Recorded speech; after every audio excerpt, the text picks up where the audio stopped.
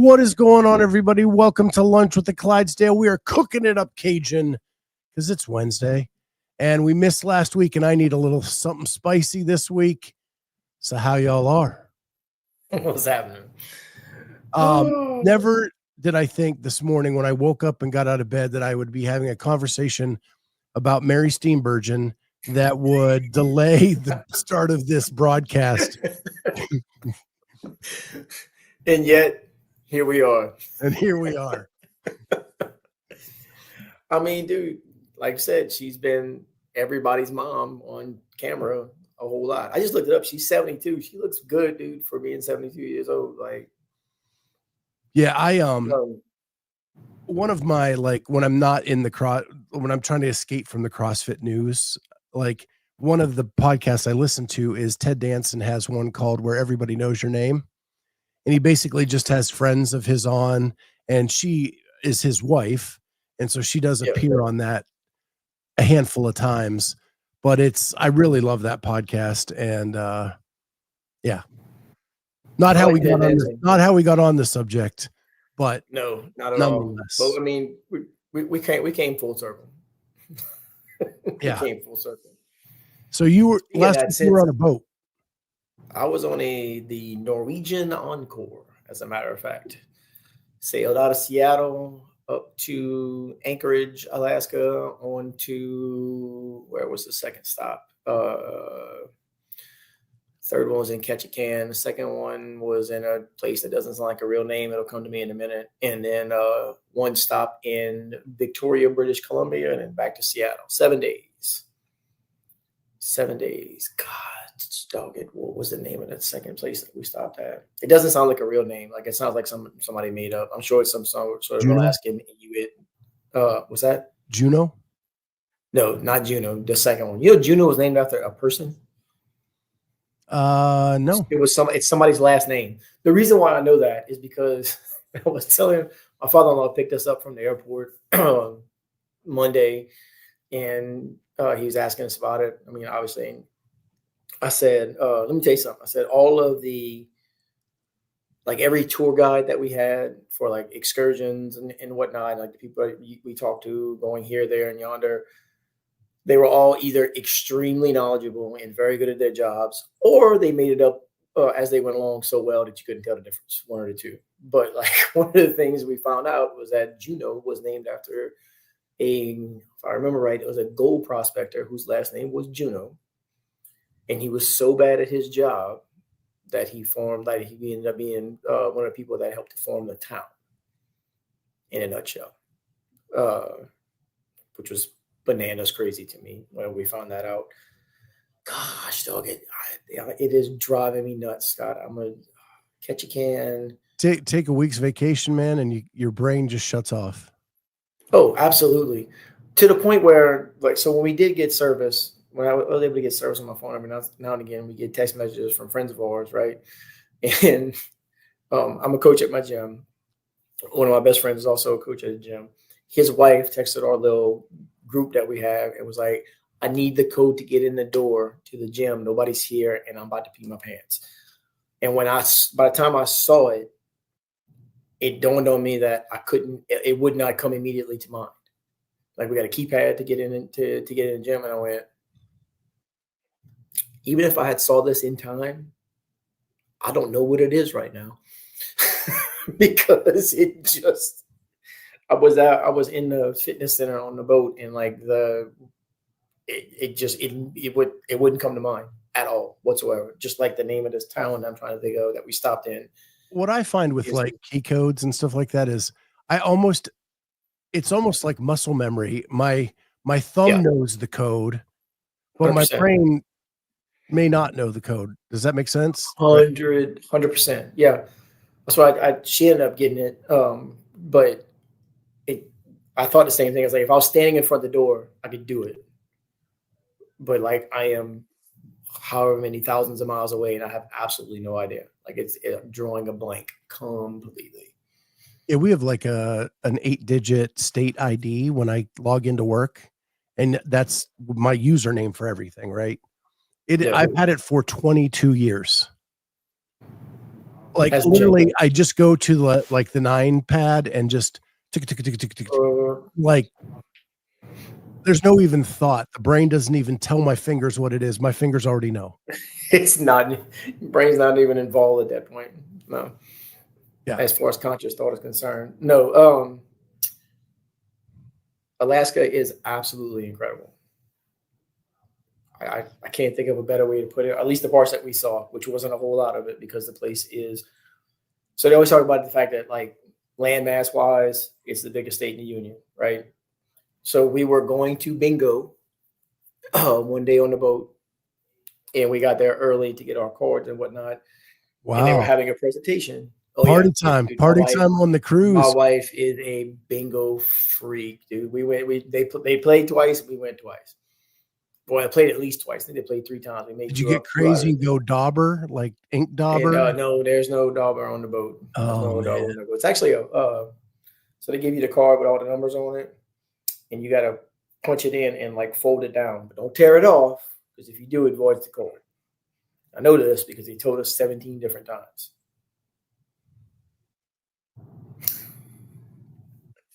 Anyway, they were having a presentation coming on on Alaska. Twitch, dude. Just if it has the I Twitch know, dude. That threw me off completely. They have a presentation on Alaska beforehand, right? And one of the things the dude said was like, everybody knows it's the biggest state, but to give you an idea of how big it is, like they put it over the U.S. map, and it took up a third of the state, of the country. Like it was absolutely insane. We didn't see. I mean, we saw 3 towns, and actually, we didn't even get off in Cajun because we weren't going to be there real long. It was a 20-minute car ride into town from where we had to dock at, and then it was going to be like an hour boat ride back.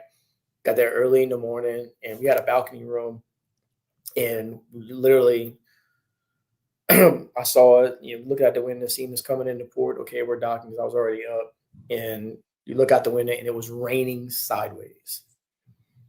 And it was 45 degrees. And Jennifer was like, absolutely not. And then the people that were on the boat that we knew that actually went into town, came back and said, y'all made the right call. Like it was absolutely miserable. But other than that, dude, like it's flat where I live, right? So like anytime I get to see mountains, especially mountains with snow on top of them and whatnot, it's something for me.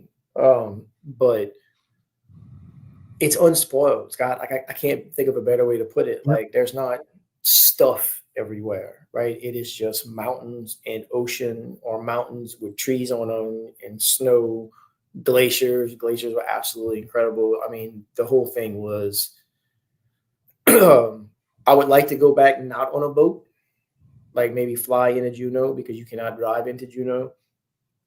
And stay and like do a lot more hiking and stuff like that. The world's second largest rainforest is in Alaska. Did you know that? I did Because not. I didn't. Yes, I'm sir. I'm learning all about Alaska history today. Well, I mean, we asked. But yeah, it was awesome. Glacier Bay, see a bunch of glaciers. The boat just goes in for a couple hours and does a bunch of turning and whatnot, so everybody on the boat gets an opportunity to see. It was wild. It really, really was. I don't see shit like that, Scott. I mean, it gets cold at my house for like 3 days out of the year. So, I mean, just be around a place where you can see all the snow and everything. We did the train ride up into the mountains and then back like 3,000 feet up. And that's what I was telling some of the guys at the gym when I was coaching this morning. You got to ride the Polar Express? Yeah, just pretty close. I mean, we had snacks. We had snacks and we drove through some pretty frozen country. But looking at it, being on it, and really thinking about like the engineering that it took to blast chunks of this mountain out without bringing the mountain down on top of your head, by the way, and then laying the track and getting everything going there. Just that in and of itself, like the stuff that mankind has done is it truly is mind blowing. And that was back in the 1800s, early 1900s, whatever it was, in gold rush time. Because before that, where the train was, it was just a path that people used going up the mountain. And I was telling Jennifer, I was like, the first people that came up here had absolutely no idea where they were going. They just trusted in the fact that, oh, this looks like a path. We should go this way. And it's at the top of it, Scott, there was the blue ice, the blue like glacier ice, that it's so frozen and so dense that the only light that shines through it is blue, was on the top of that mountain in a frozen lake right on the side of us. It's cold. It's cold. We did this in the end of May, the beginning of June. It was 90 degrees at home. It was not 90 degrees on top of the mountain. So like the fact that people did it with pack mules and basically just walking up there.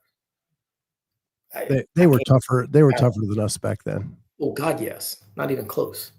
T-Bert says, come to Canada, to the Rocky Mountain in Alberta. It would be cheap for you with the American dollar being so much better than ours. I've heard it's beautiful there. And it's actually pretty much like straight up from where my daughter is now, right? Like from Montana up. It's so, yeah, that'd be something that's really cool. Yeah. And so I can now say I've been to Canada, albeit for an hour and a half or so when we got off the boat in Victoria, got off, walked up to Fisherman's Wharf, hung out over there for a little bit, like saw what they had to see right there, walked a little bit further in every town, came back because that was our second to last day and we were done. I love going places, but I hate traveling. Does that make sense? Like, I don't like there. The getting to there is what sucks. 100%. Usually getting to there, I can even tolerate because there's the excitement of getting there. The getting from there is like the worst. So my Monday travel day wasn't bad coming home. We got to the airport Saturday to fly up there, and we were supposed to leave at noon and arrive in Seattle by like 6:30. And when we got to the airport, no, it was not, Jeff. It was not. The few Canadians that we interacted with seemed pretty nice. How about that? They seem friendly enough. But yeah, Saturday on the way going, as soon as we got to the airport, the guy that was checking our bags is like, your plane is already 35 or 40 minutes late, something like that. He said it might only leave you 20 minutes to make your connecting flight.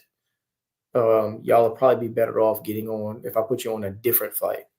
The problem is that the different flight had a 2.5 hour layover in Phoenix. So we ended up getting to Seattle. I think by the time we got to the airport, or got to the hotel rather, it was 9:30, 10 o'clock that night.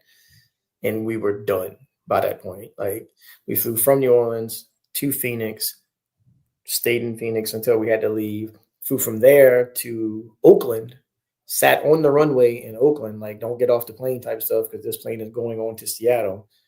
So that was another hour and a half, just literally chilling inside the airplane in Seattle, in Oakland, before we flew on to Seattle.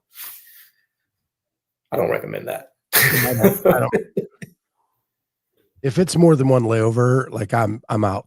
Here's a couple $100 extra bucks. I'll just, We didn't have a whole lot of options at that point. So that was the best one that we could possibly do. And the dude, shout out to the dude that did it, like, got it done for us, because he just told us and it was like, this is probably a better option. And Jennifer literally told him, hey man, you're the expert. Like, if you say this is going to work, then that's fine. He's like, we're going to get into town late. And I was like, it doesn't matter. We're not actually leaving until tomorrow anyway. So that's what we ended up doing. Well, I'm glad you had a good time, brother.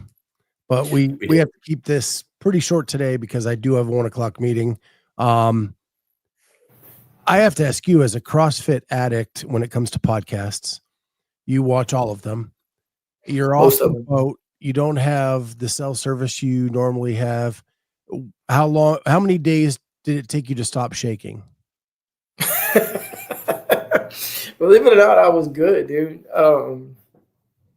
It's actually, you forget about it, but like once you don't have service for a little while and you just kind of focus on being present in the moment, it's way better than what we normally do. Yep. Like, obviously, we didn't get to do our show Wednesday.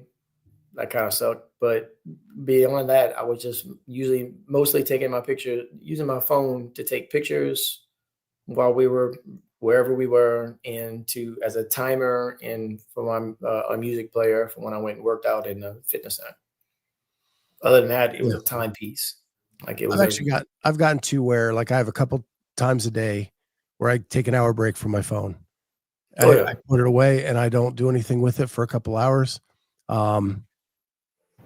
Unless unless it's like a big weekend, I need to know what's going on for something. But generally, and one of those times is like dinner time, the hour around dinner time, phone goes away. I'm present with my wife. We talk about what's going on and things like that. And it is a whole lot better. But I want to talk a little bit about the weekend. We've talked about it a lot with the Sunday show and yesterday when I got back. But one thing I didn't really get to talk about was the whole Brooke Wells situation. And there's been a little bit of kind of fun updates to it, I guess. Fun in my opinion, not like woohoo wee fun, but like, right. Not roller coaster fun. So I was watching Boys Interrupted and they had Dave Castro on. And in that conversation, it came out that when they gave Brooke the penalty, she indicated that she was done competing to Dave and crew. Now she had just heard this news. She was getting penalized. She was not going to get her ticket to the games through the in affiliate semifinal, but Dave made it clear that she kind of came back with, well, I'm never competing again then. But she showed up at Syndicate, so apparently that was just an emotional response to what, and we all, when something gets hit, we get hit with something hard, we all say stupid stuff, right? So that I just found that to be funny, and I found it odd that Dave would share that. Right. So I don't know. And Lito says, was that a threat? Like her saying that, were they going to change their mind and reinstate the reps? Right. Or, yeah. That's the kid. No, I'm not competing. You're not going to have me as an athlete. That's the kid playing basketball who doesn't get a foul that he wants or something like that, in the playground. And I'm taking my ball and I'm going home. Okay. We'll just get another ball. Like, yeah. Again, I've said dumb things. 100%. I'm with you on the fact that Castro just put that out there for everybody is kind of wild. I mean, he did say, like, I'm not a fan of these people as a person, like, whatsoever. Like, but he's also said he is friends with Brooke. Yeah. I mean, that's obvious, dude. That's been going back since forever. So I just think I'm taking my ball and I'm not sure I want my friend sharing that on a podcast, but it's a really fun podcast. Jason and Dallin dog on Castro hard. They do not give him any breaks. To his credit, dude, he eats that kind of shit up. Like the couple times he's been here lately, he's been on Savon where he went to Savon's house and like is doing a podcast at like Savon lights into him and he just sits there with a smile on his face and takes it or gives as good as he gets either way. So kudos to him for that, and not feeling some kind of way about it. Like, awesome. His weekend review this week when he was talking about being on there and like Hopper, I think he said by the first time he met Hopper and Hopper was saying, "Call me flopper to my face," and he was like, "I don't even know who you are." Because someone who was in the chat is Cave Dastro, and Hopper thought it was Dave Castro. Yeah. So, but it's a good one. But back onto Brooke Wells real quick before we move on. the big story of the weekend was she refused the interview with Taylor on the floor. My first reaction to that was, I'm surprised they were surprised. Right. Yes and no. You had to go into it. If you were realistic at all, you had to go into it knowing that. And maybe it's my background that tells me. I've asked Brooke Wells for interviews after events countless times. She has told me no every time. And I've never dogged her publicly on anything like her burpee standard or whatever, right? I always chalked it up as she has 1.8 million followers on Instagram. I'm a little peon. She doesn't need me. And so she doesn't want to waste her time giving me 60 seconds. Yeah. But I've gotten the no thank you a ton of times. And there's really only 2 athletes that have done that to me. So like, one, I wasn't shocked she did it because she's done it to me a million times. She has like 1 or 2 people that she was willing to talk to after events because she knows that it's safe. And she knows that they have a big enough following where it's going to matter for her. And so there's that.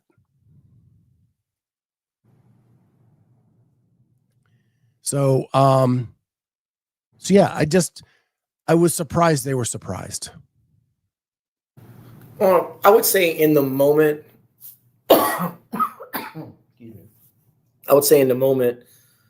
don't know if it was necessarily surprised to be like, oh, she didn't want to talk. Okay, well, and probably not knowing what to do with it, because they did say if somebody didn't want to talk, that was fine. Like, that's their prerogative, and that's everybody's right is not to. But I think right there in the moment, especially after, I don't say she's on her redemption arc, but she didn't make, the other thing that she was in, and now she's winning. She's kicking everybody's ass and whatnot. And it probably would be a little shocking for me at that point. I don't give a damn who's doing the interviewing, that she wasn't want to talk and like maybe come up and be like, yeah, I am winning because I am that good. Because if you go listen to some of the stuff they talked about, it's like everybody knows that she can do and that she is fit. And so like, hey, you're actually showing it now. Like, why wouldn't you want to come up there? That's how I would look at it. Like, why wouldn't you want to come up here and be like, yeah, this is kind of what I do. I've been doing it for 10 years now, and shut up the voices. So to be fair, on the stream, they didn't really talk about it live as it was happening. There was a brief thing where John or Bill asked why we didn't get Brooke after the heat that she won. And it was relayed back to them from Taylor to somebody else that he asked, and she said, no, thank you. And that was pretty much it on the live broadcast. It was the post show after the broadcast where I didn't get to see any of that. More about talking about why she said no. I didn't get to see any of that.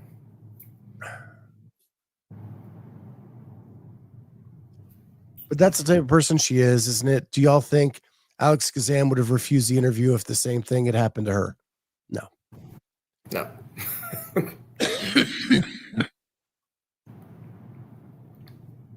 No. Alex is a whole different person, though. I feel like Alex Kazan is an old soul trapped in a 23-year-old body. Like, I really do believe that. Just judging, like, talking to her in interviews and whatnot, she seemed, I don't say wise, but mature beyond her years, for sure. There's so many people that love to talk to anyone wanting to do an interview with them after an event. Like I said, there's really only been 2 that have refused me outright. And then a couple times where like the transition time between this event and the next event was really fast and they needed to get back to do a cool down or whatever. And they explained that. What's crazy is like when I do them, I mine are less than 60 seconds, unless the person I'm interviewing starts going into a story that's much longer. Right. But my goal is to be less than 60 seconds. Them explaining they need to cool down actually takes longer than it would have been to answer my one question. Yeah.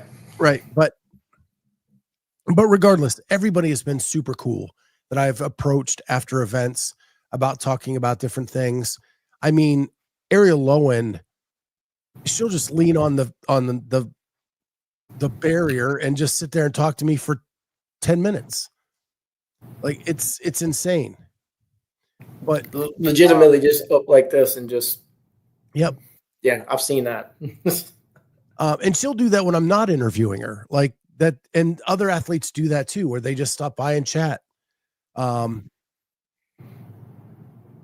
So, but I just wanted to say, like, they're making a thing out of Brooke saying no. Brooke has said no before without people dogging her burpees.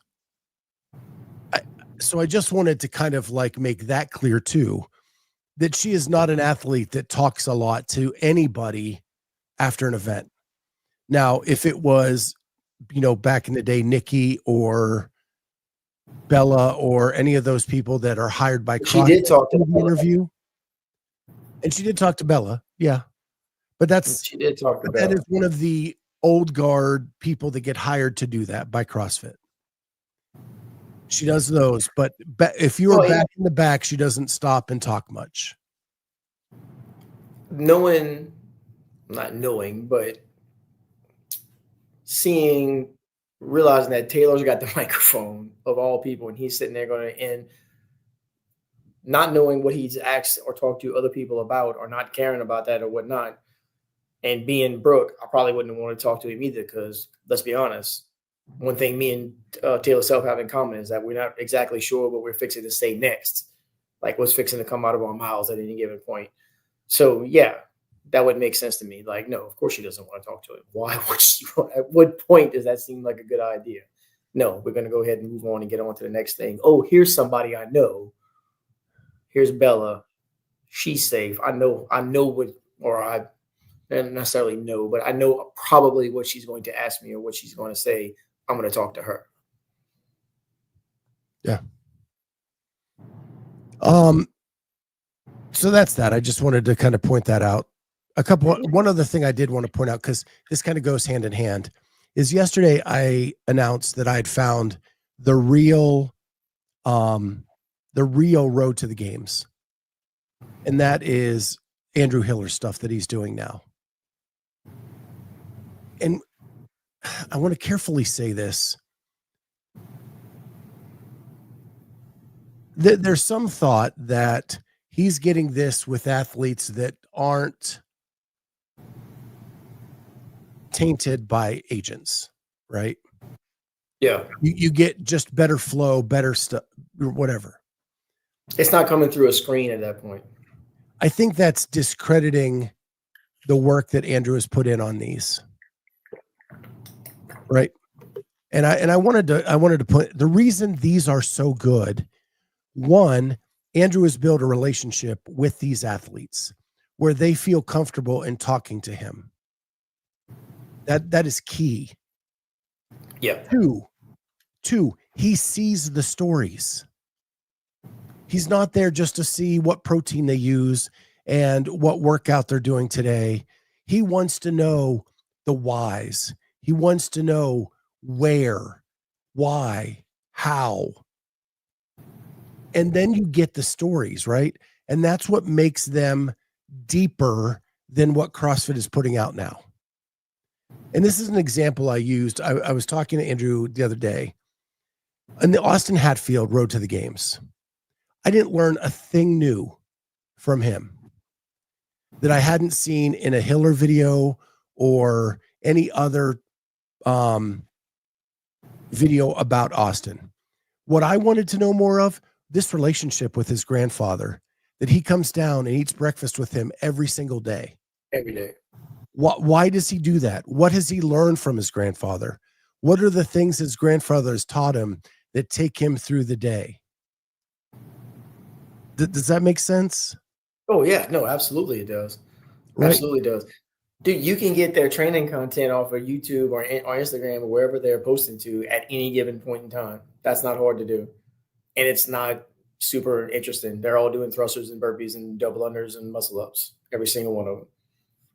I'm with you. Like, give me an actual story. And that's what Andrew is really, really good at. Right. Like going in and seeing Hip and Steel's rings in his living room and then in a Dude. staircase and talking about why. And what's cool about the ones in the living room, because his shoulder mobility is so bad, which was the point of emphasis on the original Hiller video dogging him for his mobility.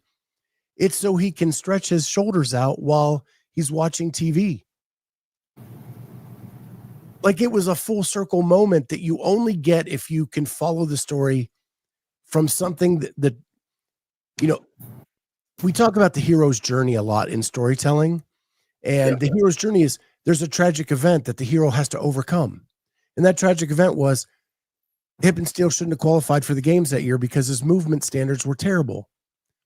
And he acknowledged that. Now we come full circle on that hero's journey. And here he's installed rings in his living room at close to 70 years old to improve his shoulder mobility every night while watching TV. So that gives you that full circle story. The Erica Folo stuff this week that Andrew did with her on a FaceTime, laying down on a bed after the syndicate with her coach and just shooting the breeze with Hiller and being open and transparent and honest about everything that went wrong over the weekend. That when she qualifies for the games, that tragic event of missing the games, we've got the fail from last year. We've got the thought I had it this year, but I don't. And then when she makes it, it's going to be epic. Yeah. 100%. She's failing upwards, right? She failed again, but better. Like, she's stacking them on, stacking them on, stacking them. Rich falling off the rope. It's, that was a story. That was a thing. Erica. And CrossFit back in the day took those risks on people. Yeah. We got a Tia Wright story that never did come to that epic climax, but you have to take your chances, because the three that did come to the Brooke Entz one that actually ended up at the games, right? Yeah. Right. I can confirm from the one time that I actually got to meet Andrew in person, he is extremely easy to talk to. It's ridiculous. Like, we had on the same shoes. We talked for 5 minutes about our shoes being the same. And then the next day, because I was at Southland camp, the next day I brought him a C4 because I had like 6 of them in my bag, and you would have thought I gave him a winning lottery ticket. And he was like, "Is this for me?" I said, "Yeah, I didn't know if you had any. I happen to have 6, 7 of them in my bag. I know you love them. This is the one is this your favorite flavor?" Yeah, currently. He's like a little kid. He really, really was. And I think that part of him knowing how to conversate with people and knowing how to get stories out of them and whatnot is what's making him so good at doing that type of content that he's doing. Yeah. Even his other videos, even his no rep videos, his natty or not videos and whatnot, he understands how to put together a story to where it's engaging and it's something you actually want to watch. Like, he knows how to grab you right from the start. And then some hits are better than others. But like, going back to the Haley Adams video, when he put that out, dude, like, people lost their minds because nobody had ever seen Haley like that before on any piece of content. Mayhem, CrossFit, whatever. It took Andrew Hiller going down there and spending whatever it was with her to get that kind of story out of her. That's a rare thing. But I would challenge you, watch that today compared to the stuff he's putting out today and look at the development in his storytelling. Oh yeah, absolutely. 100%, dude. Like, that was I would say the first one. One of the first ones that was probably. I think it was the first one. And then it's getting better every single time. He learns from his mistakes. He gets better. He puts out another one. And it's insane at this point. He needed the Haley Adams one to get the credibility in that area. Dude, the Hippensteel one, I gained so much respect for Dave Hippensteel after watching that, because now I actually know. I actually know what's going on with the dude. I actually know that he does care. It's not this that he just does shit just because he thinks he can get away with it or whatnot. Like, no, he actually does give a shit. That's a big deal. I'm so glad because I've known Dave since my volunteering days, when he was first winning the CrossFit Games, and he's always been such a nice guy. And when the Andrew stuff first came out, like he came to me and he wanted to know if I would give him a platform to talk about it on the show. And I basically said, I don't want to just give you a place to make excuses. Like, your movements weren't good. Like, are we willing to talk about that? And with some back and forth, like it never panned out. And so I'm just really grateful that they've kind of patched this all up, and he's come on and said, hey, my movement wasn't good. And Hippenstill's defense on that, trying to come on he wasn't ready to have a real conversation with her about it. He couldn't have been, otherwise it'd have happened here instead of with Andrew. So yeah, bless him for that. Like, it took him a little bit of time, but he was like, okay, let's have an actual conversation about what's going on, and I can actually tell what's going on without being defensive about it on my side. Andrew's getting very good at it. He is obsessive and a perfectionist. He does give a shit. The Hippenstill video changed so many minds about him. It's insane. I feel Hiller has a very deep passion for CrossFit, and he wants it to be the best it can be. I do not disagree with that at all. Yeah, no, that's 100% correct. That's 100%, and it's evident in everything he does. This wasn't supposed to be a laud and kudos to Hiller all show, but I just wanted to point that out because the relationship building he does do is really important in those videos, and I think that he should get credit for that. 100%. Finishing up with a couple other things, we have a big lineup in NorCal. They are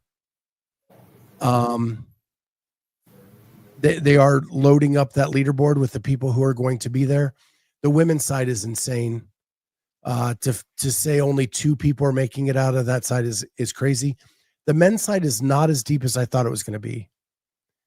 Patrick has a legit shot. Like, it's a kind of that level of athlete. We're going to get Seth Stovall's and Spencer Pancheks and those types of athletes on the men's side, unless somebody else comes in after. People are complaining about my font. I don't know if you guys have noticed. I change the font every single day. I'm about to say, we get a new one every day. Yeah, just because I get bored with seeing the same thing. So this looks like 8-bit video game stuff. Yeah, that's it. I just throw something new up every single day. Who would I like to see next on a Hiller video? So I think the next one I want to see is somebody that take a shot on someone that they think is going to come up and do something amazing. Yeah, I would say somebody I don't know who could very well be the next thing. You got these teen girls from the syndicate that all we're having Reese Littlewood on Friday. All that. That's somebody that's going to be fun to watch. I think on the men's side, there's some young people coming up. Yeah, I don't know. Let me think about it. We'll talk about it later in the week. I never noticed until today, old man complaining a lot. That's okay. That's what us old men do.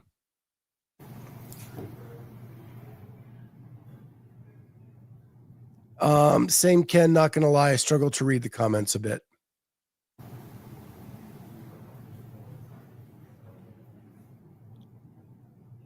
The only thing I try to stay away from is cursive.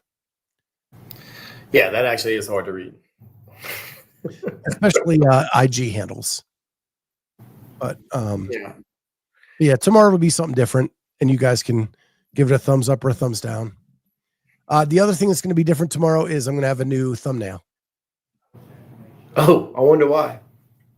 Yeah, new thumbnail tomorrow for the show. I already have it developed, but to add Cory in would have taken a little bit more work today.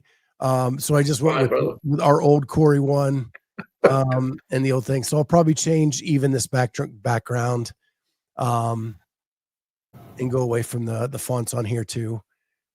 So we'll have something new on the background and on the